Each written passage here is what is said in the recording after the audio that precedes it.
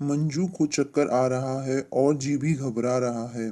वह सर पकड़कर सीढ़ियों पर बैठ जाती है और कुछ देर तक वहीं बैठी रहती है। उसको अभी भैंसों को सानी लगाना है, दूध भी दुहना है, काम बहुत है, पर उसकी तबीयत आज कुछ ठीक नहीं लग रही। कुछ देर बाद वो खुद को संभालती है और नीचे जाकर धीरे धीरे काम करती, सानी लगाकर और अपने कमरे में वापस आकर लेट जाती है।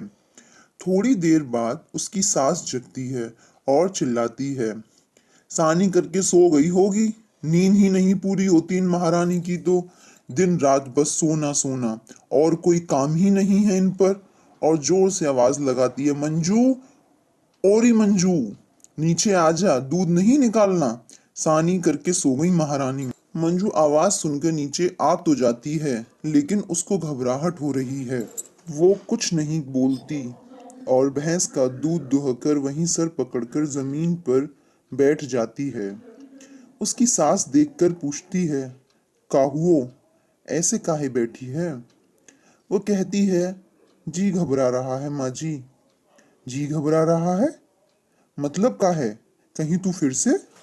मंजू कहती है, पता नहीं, चेक नहीं किया मैंने। दिन में जब वो चेक करती है तो पता चलता है कि वो पेट से है।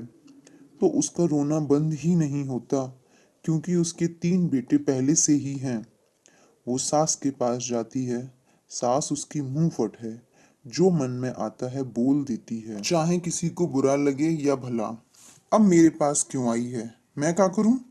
जे सब तो आदमी के पास जाने से पहले सोचना चाहिए हो। जब नाए रहो जात तो कोई इंतजाम कराए लो। तुमको रोज रोज डॉक्टर के पास लेके भागो, हम पे तो बस यही काम है। मंजू कुछ नहीं कहती और रोती हुई अपने कमरे में चली जाती है। पिछले 2 साल में ये उसका तीसरा गर्भपात है।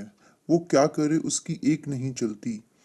आदमी उसका हलवाई है, रात को देर से आता है तो दारू पीकर आता है और फिर जानवरों की तरह अपनी हवस तो बुझा लेता है।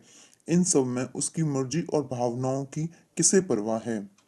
वैसे बहुत अच्छा इंसान है, बहुत प्यार करता है, बस दारू पीकर इंसानियत भूलकर हैवानियत पर आ जाता है। तो क्या, वो पति है, वो कुछ भी कर सकता है। उसे पीट सकता है, वो उसकी बिना मर्जी के उसके शरीर को नोच सकता है। क्योंकि वो पति है, वो कुछ भी कर सकता है। तो क्या हुआ, कुछ महीनों में उसे अपने जिस्म का एक टुकड़ा निकलवाना होता है। ये सब तो पहले भी वो 2 बार करवा चुकी है।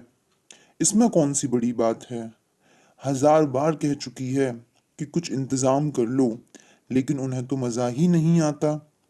चाहे किसी को कितनी भी परेशानी हो, उन्हें सिर्फ अपने जीवन में मजे लेने हैं। शरीर मेरा, सारी परेशानी मेरी, और ताने भी मेरे ही हिस्से में।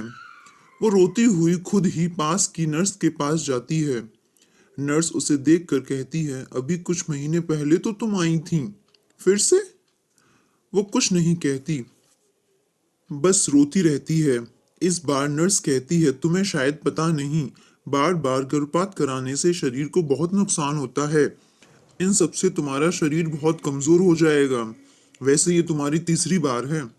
अब तुम अपने पति के साथ आना, उसी को लेकर आना। मंजू कहती है, वो बाहर गए हैं, 2 दिन बाद लौटेंगे। तो क्या हुआ, तुम 2 दिन बाद आना। मंजू कहती है, नहीं, तुम देख लो। नर्स चेक करती है, तुम्हें पीरियड हर महीने नहीं आते हैं, इसलिए शायद तुम्हें पता नहीं चला। तुम्हें पूरे 3 महीने हैं। अब गोली से कुछ नहीं होगा, तुम्हें सफाई करानी होगी। अब तुम अपने पति के साथ आना। वैसे ये सब अब गैर कानूनी है और पैसे भी दुगने लगेंगे, काम तो हो जाएगा। मंजू घर वापस आ जाती है। जब उसका पति आता है तो उसको सारी बात बताती है। वो कहता है, मैं जाऊंगा तुम्हारे साथ?